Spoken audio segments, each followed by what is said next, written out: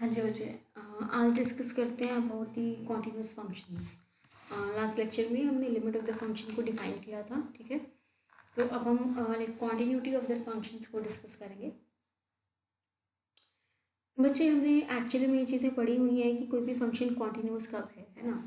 अब limit point में क्या फ़र्क होता है? लिमिट पॉइंट में होता है कि जैसे आपके पास सी को अगर आप ई का लिमिट पॉइंट बोल रहे थे, तो क्या मतलब होता है कि जो एक्स है वो सी के लेफ्ट साइड से अप्रोच करेगा, सी के राइट साइड से अप्रोच करेगा, बट सी के इक्वल नहीं होगा, है ना। मतलब हम उसके छोटे से छोटे नेबरहुड में हर चीज़ को डिस्कस करते हैं, बस सी की बात नहीं करते। मतलब there is a break over है, राइट। विसे कि लिमिट एग्जिस्ट कर रही है कि x tending to zero, sorry x tending to c from left side, x tending to c from right side, दोनों केसेस में हमारी लिमिट्स डिफाइंड है। तो लिमिट क्या करती है? एग्जिस्ट करती है। हम ये चीज़ें बात करते थे, राइट। कॉन्टिन्यूटी में क्या हो जाता है कि यहाँ पे चीज़ टूट रही है, सी पे चीज़ ने क्या किया है, मतलब एक तरह से ब्रेक लिया है। हम बोलते थे ना x tending to c f of x equal to L का मतलब क्या है कि distance between the images is less than epsilon whenever distance between x and c is less than delta for the mod greater than zero. मतलब x is not equal to c obviously, ठीक है। तो हम लोग इसमें x को सी के equal लेके नहीं चलते। मतलब हम सी पॉइंट के ऊपर सिर्फ लिमिट की बात नहीं करते, हम सी के लेफ्ट साइड, सी के राइट साइड की बात करते हैं, हम उसके नेबरहुड की बात करते हैं। कॉन्टिन्यूटी में हम इस सी की भी बात करते हैं, कॉन्टिन्यूटी में हम इस सी की भी बात करते हैं। हम बोलते थे कि limit x tending to c from below of the function, this must be equal to limit of x tending to c from above and this should be equal to f of c। मतलब function should be defined at c also. तो हमारे पास जो भी break है वो ख़त्म हो जाएगा, ठीक है ना। वो ब्रेक हम डिफाइन नहीं करते हैं, तब हम लोग लिमिट की बात करेंगे। जब हम सी की बात करने लग जाएंगे तो ये ब्रेक ख़त्म हो गया, मतलब फंक्शन कॉन्टिन्यूस हो गया, है ना। तो उस केस में हम लोग क्या बोलते हैं कि limit of f of x extending to c is equal to f of c। तो इसी तरह से बच्चे हमें अब कॉन्टिन्यूस फंक्शंस को इन मेट्रिक स्पेसेस डिफाइन करना है। तो उसके लिए बच्चे हमारी डेफिनेशन क्या रहती है, देखो। वी से let x and y be the metric spaces and e be a subset of x, a function f from e to y is said to be continuous at x equal to c if for given epsilon greater than 0 there exists delta greater than 0 such that distance between the f of x and f of c, obviously these are the images so you have to take it in y, is less than epsilon for all the distances between x and c less than delta in x। अब यहाँ पे आप zero greater than zero less than वाला sign नहीं लगाएंगे, क्यों? Because we are talking about x equal to c, मतलब you have to include the point x equal to c, right. तो ऑब्वियसली हमें डिस्टेंस ग्रेटर देन जीरो नहीं चाहिए, distance can be zero. तो बच्चे सारी पॉसिबिलिटीज़ हम इसमें क्या करते हैं, इंक्लूड करते हैं, ठीक है। तो we do not mention about distance being greater than zero, ठीक है। तो जैसे जैसे x ने c के पास जाना है वैसे वैसे इमेजेस ने c की इमेज को अप्रोच करना है, ठीक है। मतलब हम c की इमेज की भी इसमें क्या करते हैं, बात करते हैं, ओके। तो बच्चे इसी को आप दूसरी फॉर्म में कैसे लिख सकते हो कि this f of x belongs to the ball f of c comma epsilon, obviously this ball is in y for all x belonging to the ball with center at c and radius delta and this ball is in x, ठीक है। तो अब ये क्या बोल रहा है, अगर मैं ये डेफिनेशन देखूं अगर मैं ये वाली डेफिनेशन देखूं तो वो क्या बोल रहा है कि मेरे पास जो एलिमेंट्स इस बॉल को बिलोंग करेंगे उसकी इमेजेस इस बॉल को क्या करेंगी, बिलोंग करेंगे। ठीक है, तो अगर आप इसको ध्यान से देखो बच्चे, तो this is the function from A to Y basically, right, and this ball will obviously be the subset of E. तो बच्चे जब इसकी इमेज आप लोगे अंडर एफ, तो इसकी image will be f of b x c comma delta, right. इस ball की इमेज क्या होगी, इस बॉल की image will be the set of images of the ball B x c comma delta.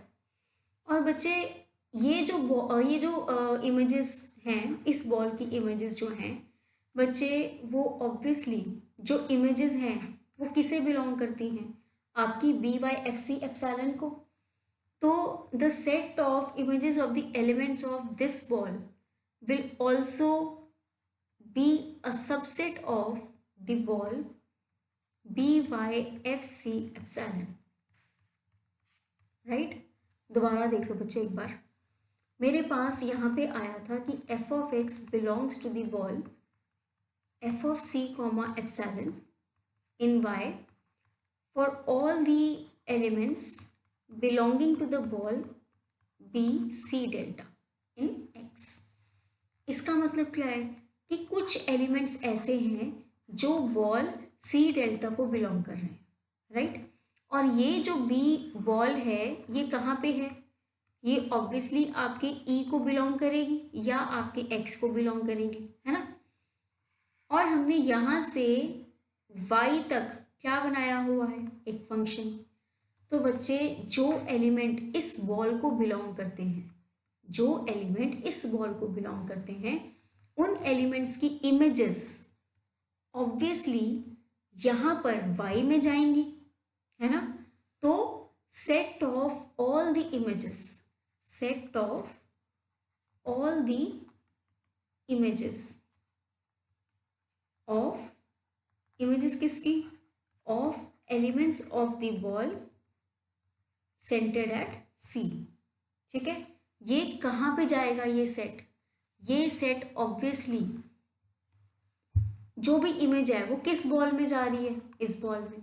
तो यहाँ पे बच्चे इस एक्स की इमेज किस बॉल को बिलोंग कर रही है, b Y F C epsilon को। ठीक है, तो बच्चे हमारे पास जो इमेज है वो अगर B Y F C epsilon को बिलोंग कर रही है, तो images of this set,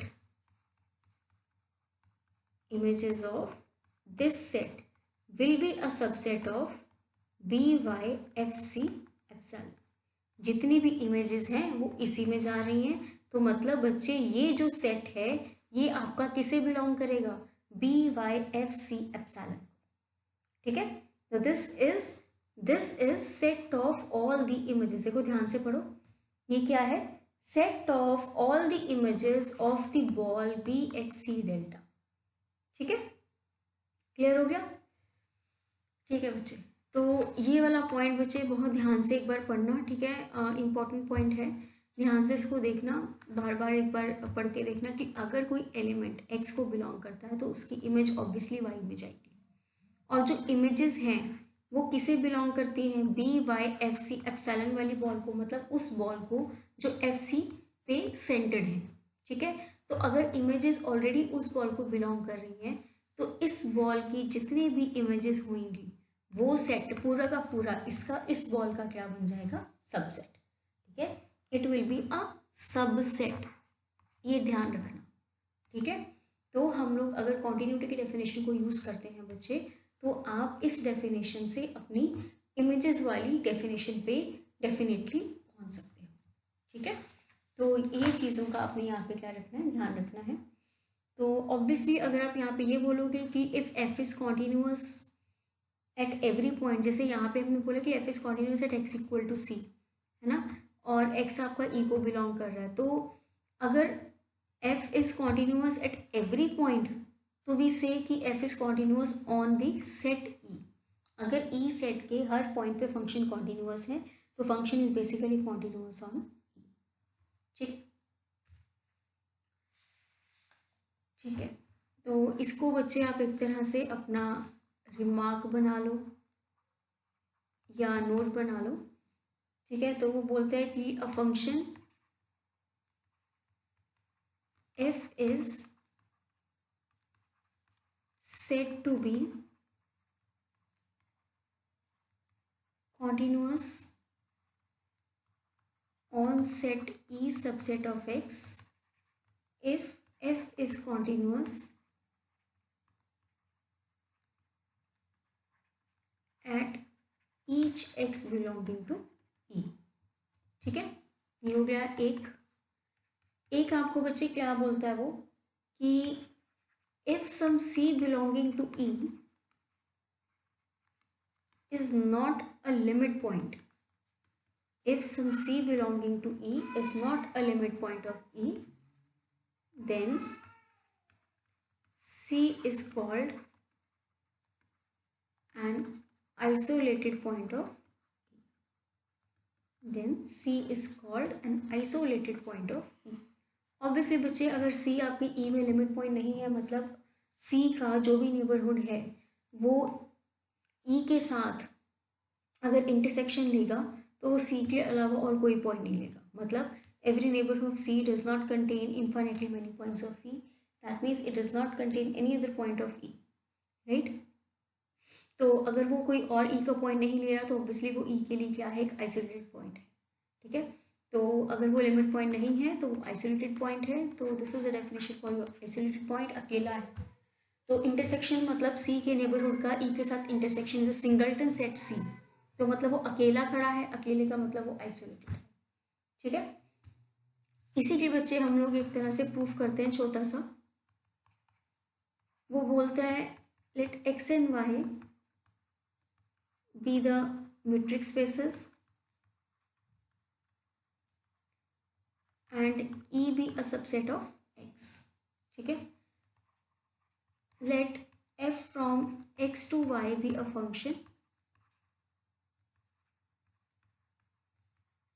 and let C belonging to E। then discuss the continuity of f at x equal to C। हमें ये देखना है कि अगर आपके पास f from x to y कोई फंक्शन है और C जो है वो इस पॉइंट E को बिलोंग कर रहा है, तो हमें ये देखना है कि हम फंक्शन की कॉन्टिन्यूटी को किस तरह से डिफाइन कर सकते हैं for obviously x at C। अब डिस्कस द कॉन्टिन्यूटी का मतलब क्या है बच्चे, हमें ये पता है कि फंक्शन अगर C पे कॉन्टिन्यूअस है, ठीक है, अगर हमारा फंक्शन C पे कॉन्टिन्यूअस है तो वो जो C है मतलब वो लिमिट पॉइंट तो बनता ही है, वो लिमिट पॉइंट E को बिलोंग भी कर सकता है, वो लिमिट पॉइंट E को बिलोंग भी नहीं कर सकता, ठीक है। तो वो E को बिलोंग करने वाला जो पॉइंट है ना, वो बेसिकली हमें ये बोलता है कि आप ये बताओ कि C अगर E को बिलोंग करता है तो कॉन्टिन्यूटी पे क्या असर आता है, ठीक है। क्या हम लोग उसको आइसोलेटेड पॉइंट की तरह ट्रीट करें, क्या हम उसको लिमिट पॉइंट की तरह ट्रीट करें, कौन सा हमारे लिए ज़्यादा बेनिफिट देगा, ठीक है। और अगर वो आइसोलेटेड पॉइंट भी है तो उससे क्या फ़र्क पड़ता है। तो we have to discuss the nature of continuity, ठीक है। तो बच्चे इसमें ऑब्वियसली हम केसेस बनाएंगे। Case number 1, if C is an isolated point of E, ठीक है। तो डेफिनेशन के अकॉर्डिंग अगर C आइसोलेटेड पॉइंट है then C is obviously not a limit point of E, right. अगर वो लिमिट पॉइंट नहीं होता तभी वो आइसोलेटेड पॉइंट बनता है।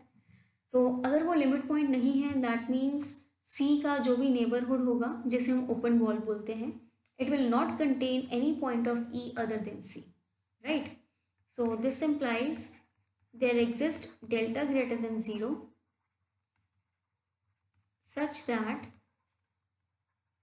an open ball BC delta contains no other point of E या ऐसे लिख लो, contains no point of E other than c. ठीक है, तो अब बच्चे यहाँ पे डेल्टा की एग्जिस्टेंस बताने का क्या पॉइंट है, मतलब मैं बी सी आर ले लूँ तो मैंने आपको पहले भी बोला बच्चे, जो बॉल्स होती है ना वो आप अपनी मर्जी से चूज़ कर सकते हो। कैसे चूज़ कर सकते हो? रेडियस से चूज़ करना है। तो मुझे अब इतना पता है कि I am in the like mid of continuity somewhere, तो कॉन्टिन्यूटी में I need epsilon, I need delta, और तो मैं इन्हीं में रेडियस को ढूंढूं। अब आप बोलोगे तो मैम एप्सिलॉन ले लेती, ज़रूर ले लेती, पर मुझे पता है कि एप्सिलॉन कहाँ काम आता है। एप्सिलॉन काम आता है इमेजेस वाले सेट में। एप्सिलॉन कहाँ काम आता है? इमेजेस वाली डेफिनेशन में। डेल्टा काम कहाँ आता है? जो एलिमेंट्स होते हैं, है ना। तो यहाँ पे मेरे पास क्या है, सी क्या है? Element, it is not an image, तो मैंने वहाँ पे रेडियस इसको चूज़ किया डेल्टा। तो ये आप अपना बच्चे दिमाग अपने मतलब चला के रखना, अपने आप को अलर्ट रखना इस चीज़ में कि हमें क्या लेना है। अगर बाय द वे वैसे अगर नहीं पता लगता ना तो आपको लास्ट में पता लग जाएगा when you will apply the definition. जब आप डेफिनेशन तक पहुंच जाओगे ना कि x belonging to C ball C delta, so that distance between x and c must be less than delta. तो अगर आप r चूज कर भी लेते हो ना तो आपको लास्ट में पता लग जाएगा यार यहाँ पे r सूट नहीं कर रहा, मतलब प्रॉब्लम कोई नहीं है, ठीक है, बट r सूट सा नहीं कर रहा, तो मैं उसको डेल्टा अगर ले लूँ तो वो थोड़ा सा ठीक दिखेगा। सिर्फ एक दिखाना है हमें कि यार वो ठीक दिख रहा है। एप्सिलॉन डेल्टा लिखना हमें मतलब थोड़ा सा ना ज़्यादा अच्छा सा लगता है, तो हम उसको डेल्टा कर देंगे। तो आप लास्ट में जाकर उसको चेंजेस कर लेना अपनी थ्योरम में, तो just keep this thing in mind, okay. तो I have chosen delta over है कि मेरे पास एक ऐसी बॉल आएगी जो सी के नेबरहुड, सी का नेबरहुड है ऑब्वियसली, और वो ई का और कोई पॉइंट नहीं कंटेन करती। मतलब ऑब्वियसली कि this ball has a singleton set as an intersection with C, right. तो इसका मतलब क्या हुआ? This implies for any delta greater than 0 we have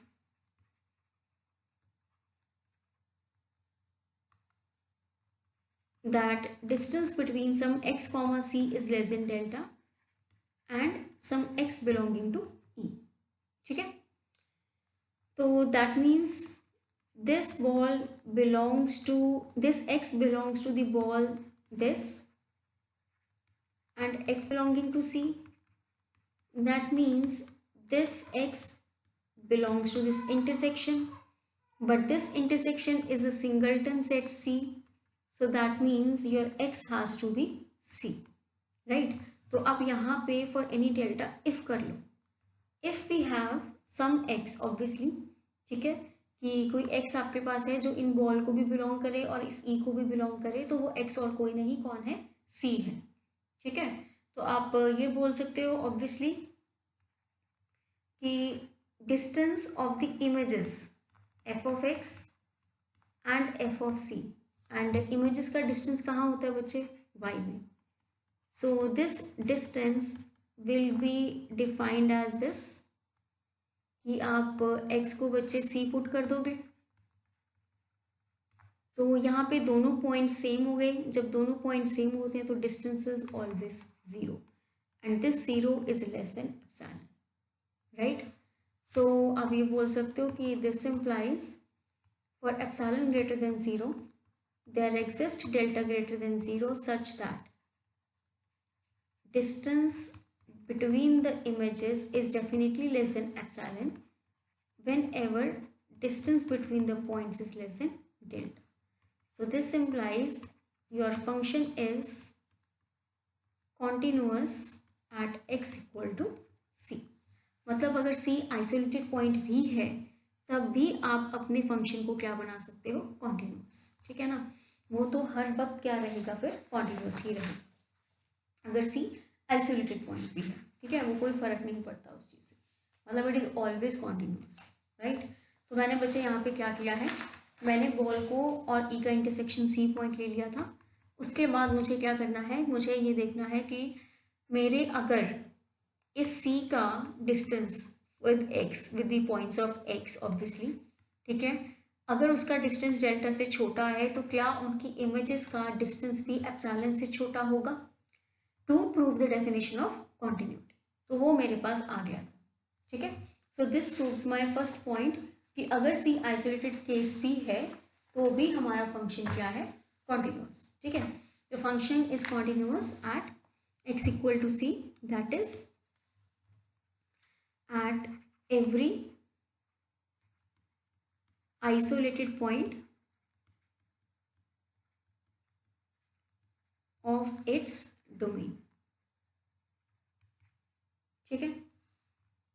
ऐसे ही बच्चे अब आ जाता है केस नंबर 2, उसमें हम बोलेंगे if C is limit point of view, या पहले लिख लो कि if C is not an isolated point. अगर सी आइसोलेटेड पॉइंट नहीं है तो ऑब्वियसली सी क्या है, एक लिमिट पॉइंट। तो ये तो बच्चे ऑब्वियस हो गया कि अगर सी ई का लिमिट पॉइंट है then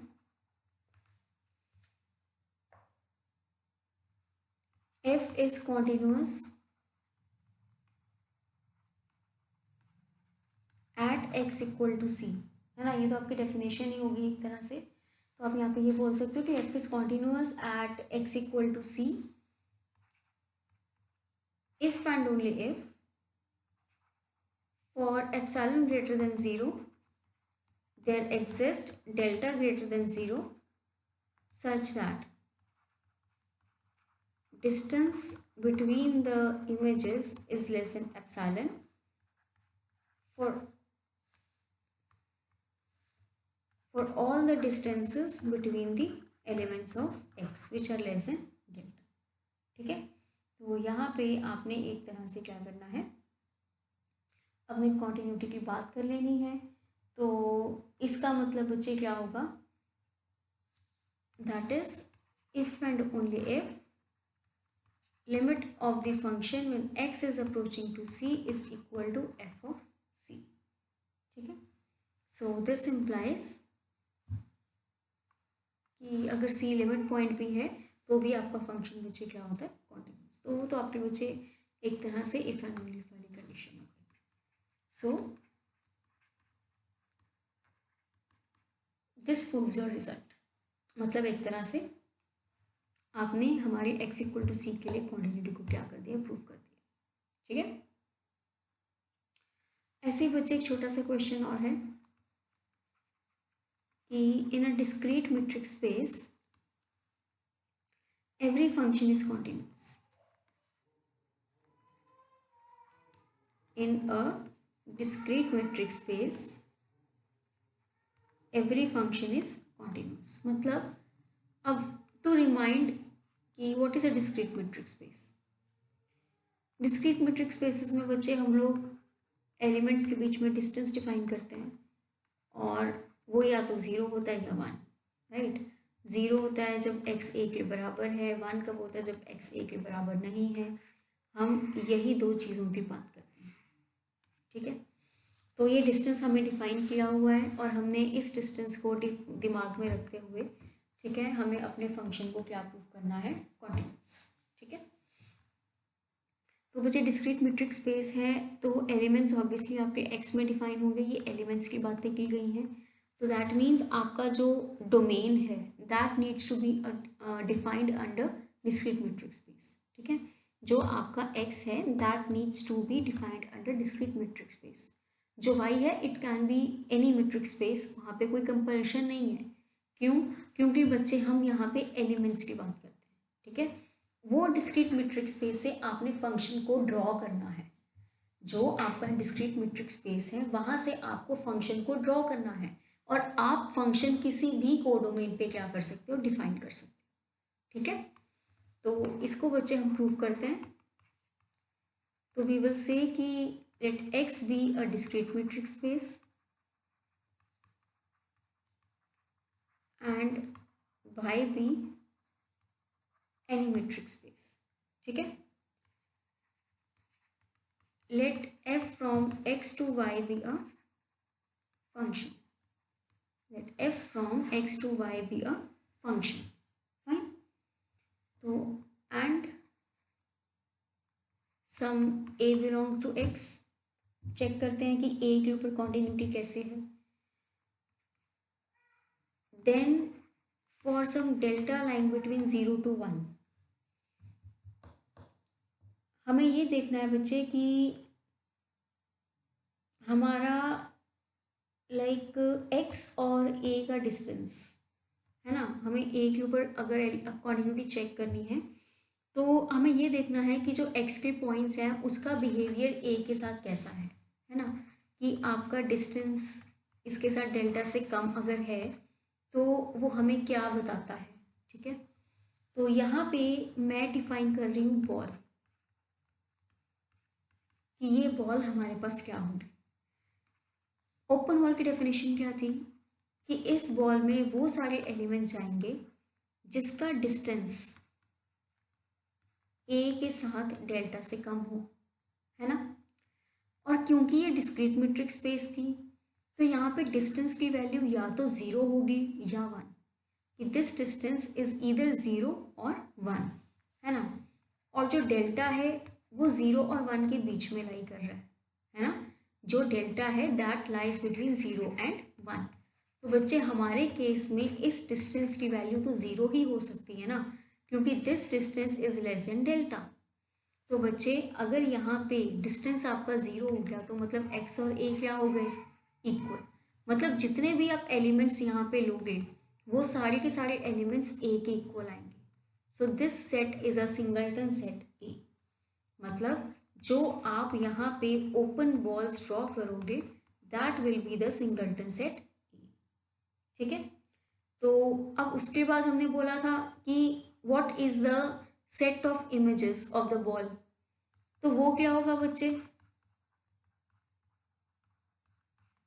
this will be equal to set of images of the singleton set A, right.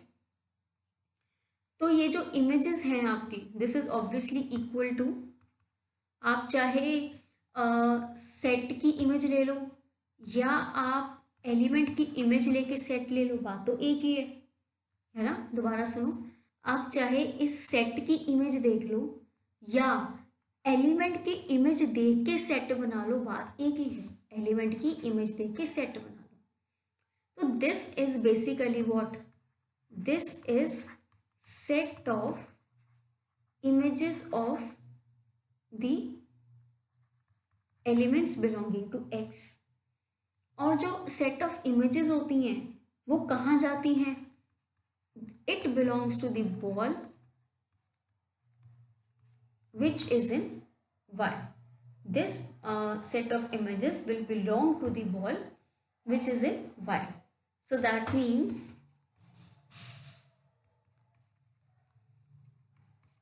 this will be a subset of this ball.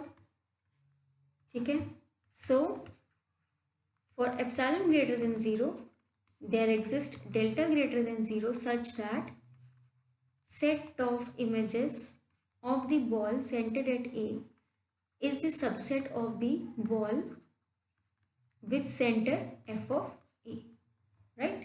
तो अगर बच्चे आपके पास ये चीज़ प्रूव होती है तो हम इसमें क्या बोलते हैं कि this implies f is continuous at A belonging to x।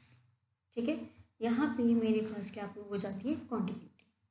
ठीक है, तो इसको बच्चे आप चाहे ऐसे कर लो, ठीक है, आप इसको इस तरह से भी कर सकते हो कि हमें पता है कि let some a belong to x and let some delta भी लाइन बिटवीन 0 to 1। तो मुझे ये देखना होता है कि अगर x और a के बीच का डिस्टेंस डेल्टा से कम है तो उसकी इमेजेस का डिस्टेंस एप्सिलॉन से कम होगा कि नहीं होगा, जो हम नॉर्मल लैंग्वेज में बात करते हैं। ठीक है, तो जो डिस्टेंस है आपका x और a के बीच में वो डेल्टा से अगर कम है तो इसका मतलब आपके पास जो लाइक ये डिस्टेंस है इसकी वैल्यू है तो 0 है या 1 है। तो यहाँ से आप क्या डिराइव करते हो कि x जो है वो a के बराबर है ना। तो इसको यूज़ करके अगर आप इमेजेस के बीच का डिस्टेंस चेक करोगे तो क्या वो एप्सिलॉन से कम होगा, ऑब्वियसली इस रिजल्ट से। तो x को बच्चे पुट कर दो a, तो this will B obviously 0 which is less than epsilon. So that means for epsilon greater than 0 there exists some delta lying between 0 to 1 such that आपकी images के बीच का distance is less than epsilon whenever distance between the elements is less than delta. ठीक है, so this implies f is continuous at a belonging to x. ठीक है, तो यहाँ पे हम लोग आप मतलब बॉल की डेफिनेशन के बजाय आप ये डेफिनेशन भी अप्लाई कर सकते हो. यू नो कि अगर आप अपने डिस्टेंसेस को डेल्टा से कम करते हो तो उस डेल्टा को चूज करके अगर इमेजेस आपकी एप्सिलॉन से कम आ जाती हैं, इमेजेस का डिस्टेंस एप्सिलॉन से कम आ जाता है तो आपका फंक्शन क्या होता है, कॉन्टिन्यूअस. ठीक है, so this proves your point. ठीक है, तो दिस इज दी बच्चे डेफिनेशंस अबाउट कॉन्टिन्यूट. ठीक है, तो इसको अप्लाई करने के लिए बच्चे थोड़ा सा आपको मेहनत करनी पड़ेगी. ऑब्वियसली आपको बार बार ये सोचना पड़ेगा कि वो कहना क्या चाहता है कि function is continuous at x equal to A या at x equal to c का मतलब क्या है कि हमें सी को इंक्लूड करना है. तो जब हम एलिमेंट्स की बात करते हैं तो उसका डिस्टेंस डिफाइन होता है एक्स में.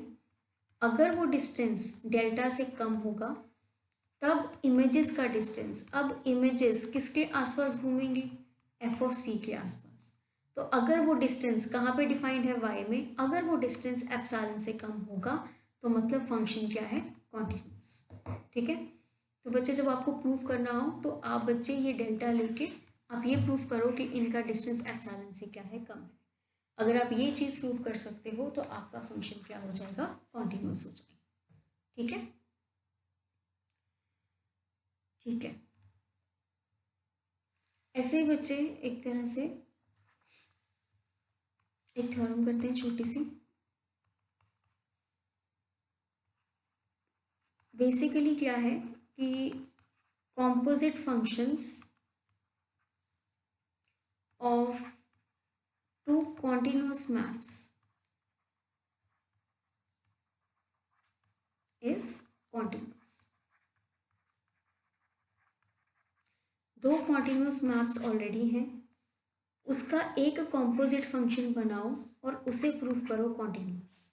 ठीक है, detail. If x, y and z are the metric spaces, E is a subset of x, f from E to y and g from f of E to z are continuous functions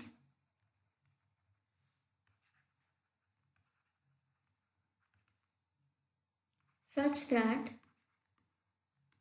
f is continuous at x equal to c and g is continuous at x equal to f of c. ठीक है, then show that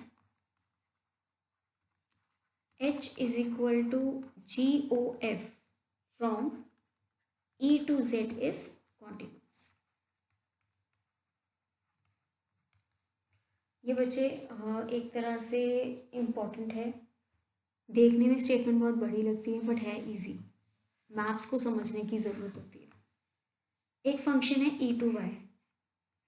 e किसका subset है, x का. ठीक है, ये बनाते हैं पहले साथ साथ. एक फंक्शन है आपका e to y, e to y where e is a subset of x और ये फंक्शन क्या है, f. ठीक है, अगला फंक्शन क्या है, g. कहाँ से कहाँ तक, from f of e to z. कहाँ से कहाँ तक, from f of e to z. बना लेते हैं बच्चे. f of e का मतलब कि जैसे यहाँ पे एलिमेंट्स हैं है ना, हमें कोई ऑन्टो की बात नहीं की। सपोज करो यहाँ पे एलिमेंट्स है X Y Z A B, यहाँ पे आपके पास है 1 2 3 4 5 6, x goes to 2, y goes to 3, z goes to 3, a goes to 4, b goes to 4। ठीक है, इमेजेस क्या है, सिर्फ ये तीन। तो this is the set of images of E, तो this will B f of E, right, this will B f of E। और G मैप कहाँ से है, f of E to Z। तो मेरा मैप जो अगला होगा वो कहाँ से कहाँ तक होगा, Z तक मैप होगा, ठीक है, बट कहाँ से कहाँ तक, f of E से Z तक, ठीक है, y से z तक नहीं, कहाँ से, f of E से z तक। दिस मैप इज G, ठीक है। तो obviously f of E is a subset of z, ठीक है, और f of E से z तक मैंने क्या डिफाइन किया, G, ठीक है। तो बच्चे यहाँ पे ध्यान से देखो, E के एलिमेंट्स हो गए एक्स वाई जेड टाइप के, तो y के एलिमेंट्स किस तरह के होंगे, this is f of x, right, f of x type के ऑब्वियसली। तो अब G की मैपिंग कहाँ से कहाँ तक हुई, f of x से। अब इस मैप के लिए एलिमेंट है f of x, इस मैप के लिए एलिमेंट है f of x। जब उसकी इमेज होगी तो image will be under G, तो this will Z will contain image as G of f of x, and this is basically G of f of x, है ना।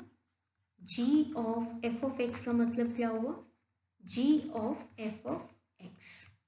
अब इसको ध्यान से पढ़ो, ये एक ऐसा फंक्शन है जो x टाइप के एलिमेंट ले रहा है ना।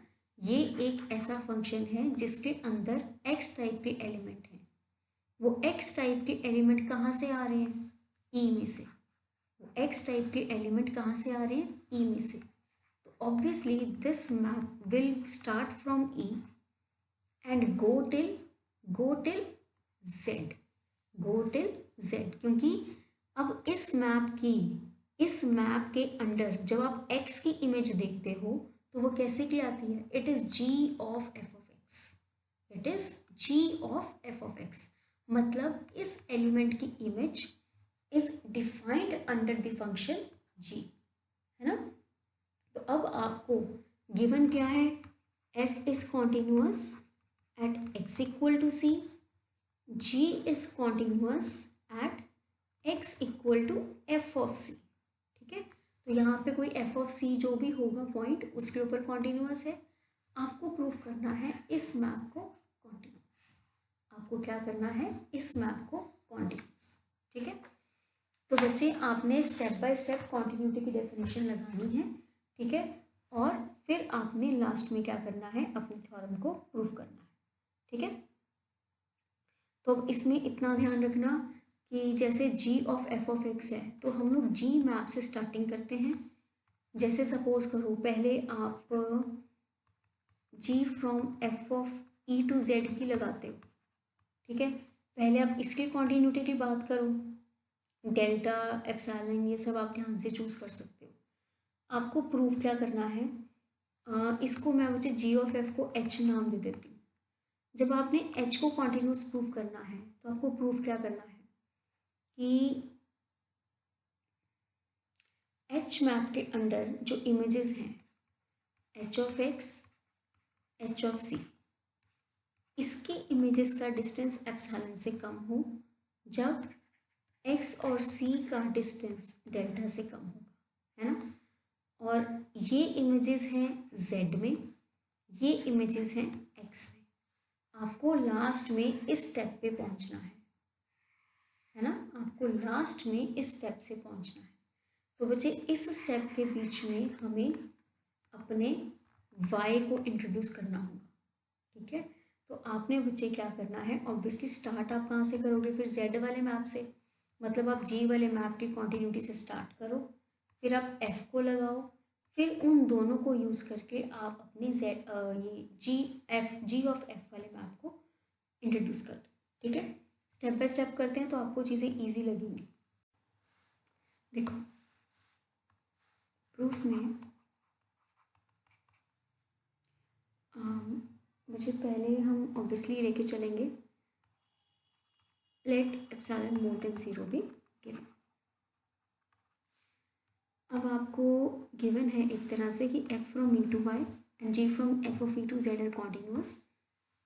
f is continuous at x equal to c and g is continuous at, बच्चे इसको ना y कर लो, at y is equal to f of c।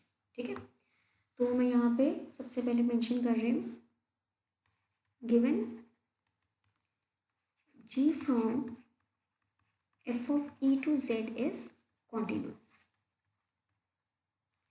g from f of e to z is continuous। ठीक है, तो यहाँ पे मैं कह देती हूँ कि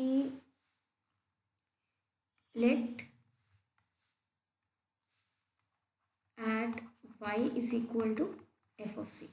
ठीक है, at y is equal to f of c। तो हम यहाँ पे ये बोल सकते हैं, इसको हम बोल देते हैं d। ठीक है, f of c की वैल्यू बच्चे हम d दे देते हैं, वेयर ऑब्वियसली आपका बच्चे जो d है it will belong to f of e, that epsilon more than 0 भी given and c belong to e। तो जो आपका f of c होगा it will belong to f of e। So definition के अकॉर्डिंग दिस implies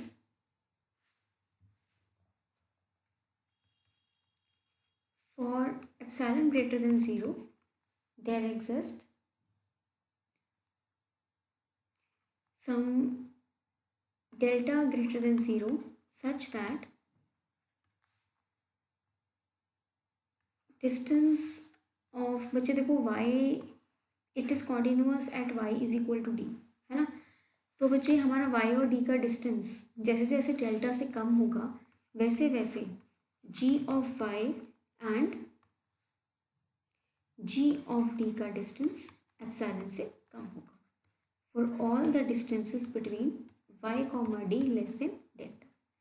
अब ये y और d जो हैं बच्चे ये एक तरह से आपके डोमेन के एलिमेंट्स हैं and this distance is in y। ठीक है, and this g of y and g of t this element will lie in z, so this distance is in z, so we will mark this as equation number 1 where obviously y belongs to f of e। ठीक है, तो ये होगी g की continuity। also f from e to y is continuous at x equal to c। ठीक है, तो therefore अब हम क्या लिखते हैं, for epsilon greater than 0 there exist some delta, है ना। यहाँ पे जब हम लगाएंगे डेफिनेशन तो बच्चे क्या होगा कि we will have distance between x comma c and we will have distance between f of x comma f of c less than something, right, and this distance will be in x and this distance will be in y। तो अगर किसी element का distance हम y में check कर रहे थे तो उसके लिए हमने क्या चूज़ किया है, डेल्टा। उसके लिए हमने क्या चूज़ किया है, डेल्टा। लेट अस से कि दिस इज डेल्टा डैश। ठीक है, ताकि हमारे पास लास्ट में एप्सिलॉन और डेल्टा बच जाए। ये एक तरह से बीच का है ना पॉइंट y, हमें किस में रिलेशन बनाना है, x और z में। y तो बीच का एलिमेंट है, तो अगर x और z में रिलेशन बनाना है तो मुझे x और z के साथ एप्सिलॉन और डेल्टा अच्छा लगेगा लिखा हुआ। ठीक है, तो जस्ट एक नोटेशन है बच्चे, तो मैंने इसीलिए इसको क्या कर दिया, डेल्टा डैश। तो जिस एलिमेंट के लिए जो भी एलिमेंट्स y में हैं उनका डिस्टेंस है डेल्टा डैश से कनेक्टेड, तो ये वाले एलिमेंट्स भी बच्चे y में हैं तो इसका डिस्टेंस मैं डेल्टा डैश से कनेक्ट करना चाहूँगी। ठीक है, तो ये डेल्टा डैश किसकी जगह ले रहा है, एप्सिलॉन की। तो मैं यहाँ पे ये लिख सकती हूँ फॉर, यहाँ पे एप्सिलॉन की जगह कौन आ गया, delta dash. There exist delta greater than 0 such that this distance between f of x and f of c is less than delta dash for all the distances between x comma c less than delta. This is your equation number 2। ठीक है, तो यहाँ पे मैंने बच्चे दोनों की definitions लगाई हैं बहुत देख के कि यहाँ पे हमारे पास g की मैपिंग थी f of e से z तक, ये कॉन्टिन्यूअस है at y is equal to f of c को मैंने नाम दे दिया d। ठीक है। तो डी ऑब्वियसली एलिमेंट किसका होगा, एफ ऑफ ई का। तो वाई डी के पास अप्रोच कर रहा था, जैसे जैसे वाई ने डी के पास अप्रोच करना है, ठीक है, वैसे वैसे जी ऑफ वाई ने जी ऑफ डी के पास अप्रोच करना है, and this distance will be in Z. ठीक है, तो ये बच्चे मेरे हो गए दोनों एफ और जी की कॉन्टिन्यूटी। अब मुझे करना है फर्स्ट और सेकंड को कंबाइन। मुझे क्या करना है, फर्स्ट और सेकंड को कंबाइन। यहाँ पे बच्चे मुझे डिस्टेंस लेना था। देखो मैंने पीछे भी आपको समझाया कि एक्स और सी के बीच का डिस्टेंस हमें एच एक्स का मतलब क्या है, g of f of x comma g of f of c, इसके बीच का डिस्टेंस क्या करके देगा, डिफाइन करके देगा, है ना। तो अब मुझे अपने इस डिस्टेंस से शुरू करना है एक्स कॉमा सी से, ठीक है, और मुझे पहुंचना है मेन अपनी डिस्टेंस जेड तक। ठीक है, तो बच्चे अगर आप यहाँ पे ध्यान से देखोगे, मेरी इक्वेशन नंबर 2 में मुझे दिया हुआ है, मैं इससे स्टार्ट करती हूँ। Now from equation 2, whenever distance between x comma c is less than delta, whenever distance between x comma c is less than delta, distance between this thing implies कि distance between f of x and f of c is less than delta dash, and this distance is in y. This is from equation number 2, right? हमने क्या बोला कि जब जब x और c का distance delta से कम है, f of x और f of c का distance in y delta dash से कम है ना। And this f of x and f of c belongs to f of e। ठीक है, अब आ जाओ अपनी इक्वेशन नंबर 1 पे। जब भी किसी एलिमेंट का डिस्टेंस डेल्टा डैश से कम होगा इन y, उस वक्त उसकी इमेज अंडर g का distance will be less than epsilon. ठीक है, तो यहाँ पे इस इक्वेशन के बाद मैं ये लिख सकती हूँ कि this implies, from equation 2 we get this implies the distance between g of fx, g of f of c is less than epsilon in z by equation 1। Equation 1 कहती है अगर किसी एलिमेंट का distance in y is less than delta dash, तो उस element का distance under g, ठीक है, will be less than epsilon. Fine, तो यहाँ से हमारे पास क्या रिजल्ट आया, this implies distances in z is defined as g of f of x comma g of f of c is less than epsilon. ठीक है, तो हम बच्चे इस पूरी इक्वेशन को कंबाइन करके लिख सकते हैं, therefore for epsilon greater than 0 there exist delta greater than 0 such that distance between g of f of x comma g of f of c is less than epsilon whenever distance between x comma c is less than delta। ठीक है, so this implies your g of f